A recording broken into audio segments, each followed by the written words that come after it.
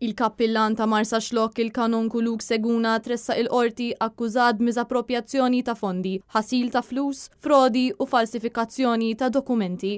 Huwa wieġeb mhux ħati tal-akkużi miġjuba kontrih fil-waqt li se jinżamm taħt il-kustodja tal-pulizija. Waqt li bdew jinstemaw il-proċeduri fil-qorti, Father Luke Seguna ħassu ma jiflaħx, tant li kellu jissejjaħ tabib wara li taħħas ħażin.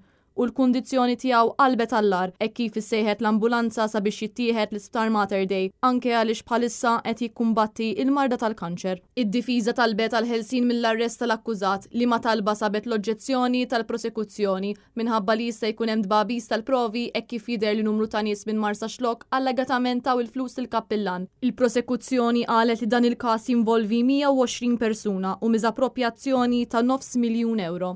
Minnaħa taħħa fis-stqarrija il-kurja qalet li s-saċerdot poġġa fuq administrative leave b'effett immedjat sakemm jibqgħu għaddejjin il-proċeduri. Fi kliem sempliċi, il-kappillan ta' Marsa Xlokk ġie sospiż u l-parroċċa se tkun taħt it-tmexxija ta' amministratur maħtur mill-Arċisqof Charles Scicluna. Il-kurja qalet li l-Arċidjoċesi offrit kooperazzjoni sħiħa tagħha lill-awtoritajiet u se tfittex tistabbilixxi jekk il-kappillan mexix mal-policies dwar id-donazzjonijiet. Seguna kien ilu kappillan f'Marsa Xlokk sa mill-2016 u qabel serva fil-parroċċi ta' Ħażabbar, iż-Żejtun u r-Rabat. Father Luke Seguna li jiċċelebra eluq snin u s-sibt kien assistit mill-avukati Matthew Xwiereb u Jose Herrera. Il-każ instema quddiem il-Maġistrat Donatella Frendo Dimek.